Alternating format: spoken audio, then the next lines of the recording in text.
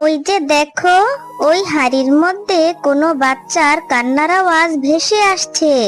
আমার মনে হচ্ছে ওই হাড়ির মধ্যে কারো বাচ্চাটা রেখে পানিতে ভাসিয়ে দিয়েছে। তুমি ওখানে যাও, গিয়ে ওই বাচ্চাটাকে আমাদের ভাসমান বাড়িতে নিয়ে আসো।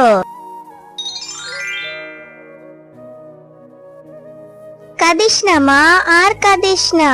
তোর কান্নার আওয়াজ যে আমি একদম সহ্য করতে পারছি না। আর একটু সহ্য কর মা। তোর বাবাকে আমি এই ঝড় বৃষ্টির মধ্যে বাহিরে পাঠিয়েছি তোর জন্য খাবার নিয়ে আসতে। আল্লাহ ভালো জানে যে তোর বাবা এই ঝড় বৃষ্টির মধ্যে বাহিরে কি করছে, এখনো কেন আসছে না। আমার যে খুবই দুশ্চিন্তা হচ্ছে, আর ভালো লাগছে না। কি জানি কি করছে বাহিরে।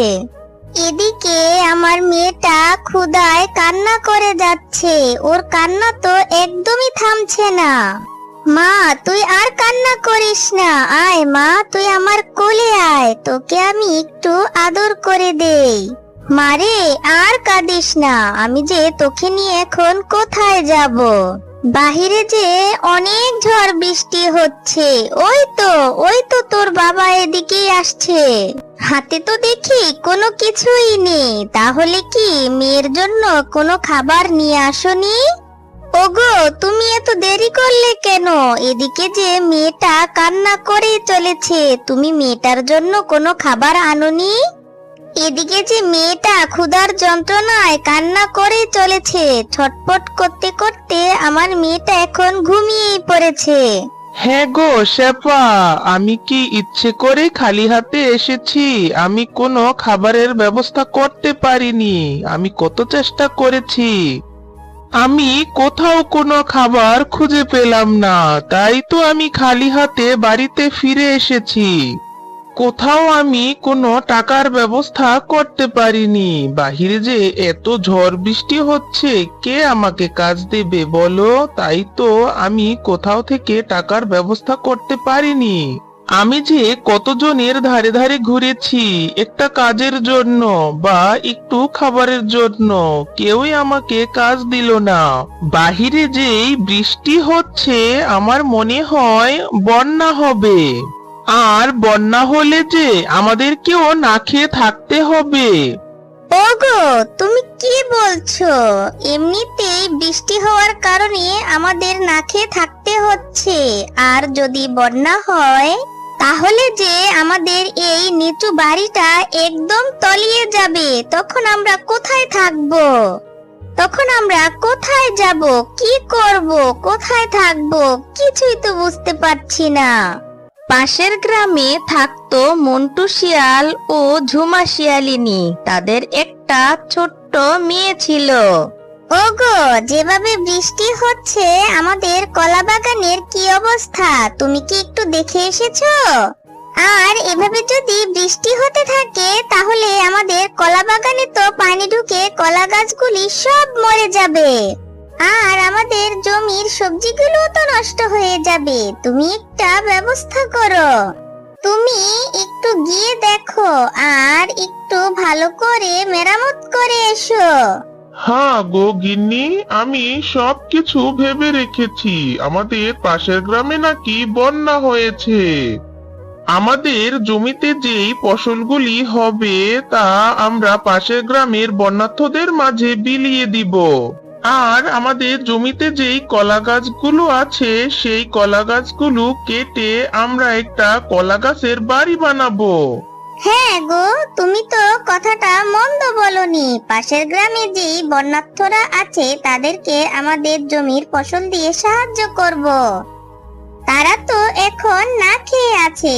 কাজের সময় আমাদের ফসলগুলি যদি কাজেই না লাগাতে পারি, তাহলে কি হবে? আমাদের ফসলগুলি তাদেরকে দিলে তারা খেয়ে বেঁচে থাকতে পারবে। আর আমাদের কলা গাছগুলি দিয়ে যদি একটি বাড়ি বানিয়ে দিয়ে দেওয়া হয়, তাহলে কলা গাছের বাড়িটা পানিতে ডুববে না। তখন সেই কলা গাছের বাড়িতে আমরা অনেককেই ঠাঁই দিতে পারবো। এরপর মুন্নি শিয়ালিনী আর ঝন্টু শিয়াল তাদের কলা বাগান থেকে কলা গাছগুলো কাটতে থাকলো। আর কলা গাছগুলো কেটে তারা তাদের বাড়িতে নিয়ে আসতে থাকে। এরপর মুন্নি শিয়ালিনী আর ঝন্টু শিয়াল তাদের বাড়িতে একটি কলা গাছের বাড়ি বানাতে থাকে। আর এমন সময় তাদের গায়ের বাঘিনী চলে আসে সেখানে।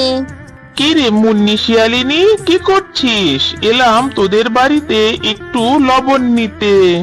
থাকলে আমাকে একটু লবণ দে তো। আর তোরা এটা কি শুরু করেছিস? তোরা দেখি কলা গাছ দিয়ে আবার ঘর বানানো শুরু করেছিস। তোদের কি মাথা খারাপ হয়ে গেছে? নিশ্চয় তোরা পাগল হয়ে গেছিস। বাঘিনী মামি, তুমি জানো না পাশের গ্রামে যে বন্যা হয়ে গেছে, আর পানির যেই ভাব, মনে হয় আমাদের এখানেও বন্যা হবে। আর এজন্যই তো আমরা কলা গাছের বাড়িটা বানাচ্ছি। যদি আমাদের গ্রামে বন্যা হয় তাহলে আমরা এই বাড়িতে থাকতে পারবো। আর পাশাপাশি আমরা সবাইকে সাহায্য করতে পারবো। আরে তোদের কি মাথা খারাপ হয়ে গেছে? না না বাপু, আমি এখান থেকে চলে যাই। তোদের সাথে থাকলে আমারও মাথা খারাপ হয়ে যাবে। না না, যাই বাবা, আমি এখান থেকে চলে যাই। আমার লবণ লাগবে না, না হলে আমিও মাথা খারাপ হয়ে যাব। আরে আরে বাঘিনী মামি, দাঁড়াও, তোমার লবণটা তো নিয়ে যাও। চলে যাচ্ছ কেন? লবণটা নিয়ে যাও বাঘিনী মামি। এরপর রাত থেকে অঝোরে বৃষ্টি হতে থাকে। বৃষ্টির কোনো থামাথামি হচ্ছিল না। আর ওই বৃষ্টিতে পুরো গ্রামে বন্যা হয়ে একাকার হয়ে যায়। ওগো, সত্যি তো দেখি বন্যা হয়ে গেছে। এখন দেখো আমাদের ঘরের মধ্যে পানি চলে এসেছে। আমরা এখন কি করব? কোথায় যাব? আমাদের মেয়েটাকে কি করে রাখবো বলো তো দেখি। এতদিন মনে করেছি না খেয়ে মরতে হবে, এখন তো দেখি পানিতে ডুবে মারা যেতে হবে। শেপা, তুমি কোনো চিন্তা করো না। তুমি মেয়েটাকে নিয়ে বাহিরে চলো, দেখি একটা ব্যবস্থা করতে পারি কিনা। হ্যাঁ গো, আমাদের কলা গাছের বাড়িটা তো বানানো হয়ে গেছে। শুনেছি পাশের গ্রামে অনেক বন্যা হয়েছে। চলো আমাদের এই ভাসমান কলা বাড়িটা নিয়ে আমরা পাশের গ্রামের বন্যার্থদের উদ্ধার করতে যাই। আর হ্যাঁ, আমাদের গ্রামেরও অনেক নিচু জায়গা তলিয়ে গেছে। চলো আমরা সবাইকে উদ্ধার করতে যাই। আর আমরা যতটুকু সম্ভব ওদেরকে সাহায্য করব। চলো। হ্যাঁ গিন্নি, তুমি ঠিকই বলেছো।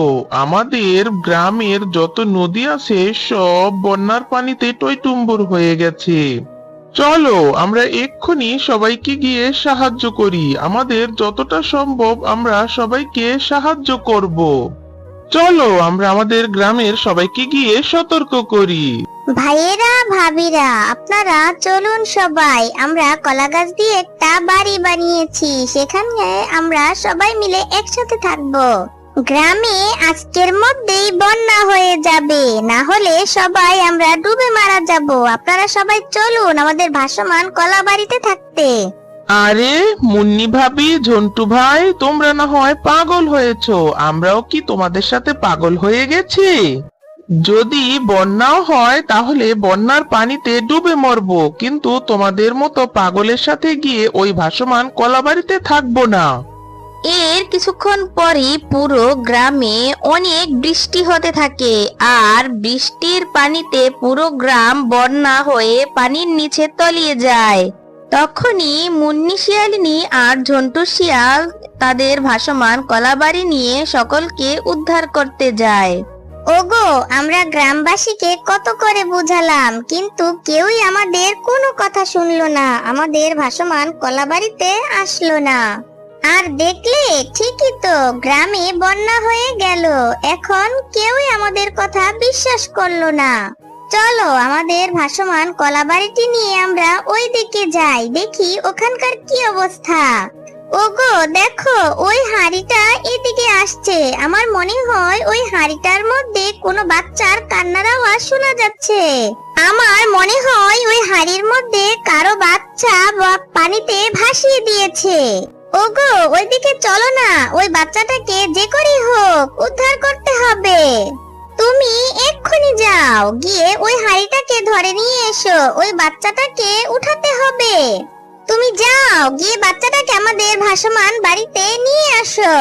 দেখো না বাচ্চাটা কি সুন্দর, এই বাচ্চাটা আমাদের কাছে রেখে দেই। বাচ্চাটা কত সুন্দর, না জানি কোন বাবা মার আদরের সন্তান। এই হাড়ির মধ্যে দিয়ে বন্যার পানিতে ভাসিয়ে দিয়েছে। নিশ্চয় তারা অনেক বড় বিপদে পড়েছে, আর তার জন্যই বিপদে পড়ে এই হাড়ির মধ্যে করে বাচ্চাটাকে বন্যার পানিতে এই বাচ্চাটা এখন থেকে আমাদের কাছেই থাকবে। আমরা যদি ঠিক সময় ওর বাবা মার কাছে এই ভাসমান বাড়িতে নিয়ে যেতে পারতাম, তাহলে ওর বাবা মাও বেঁচে থাকতো। মা দেখো, এই ছোট্ট বোনটা দেখতে কত সুন্দর।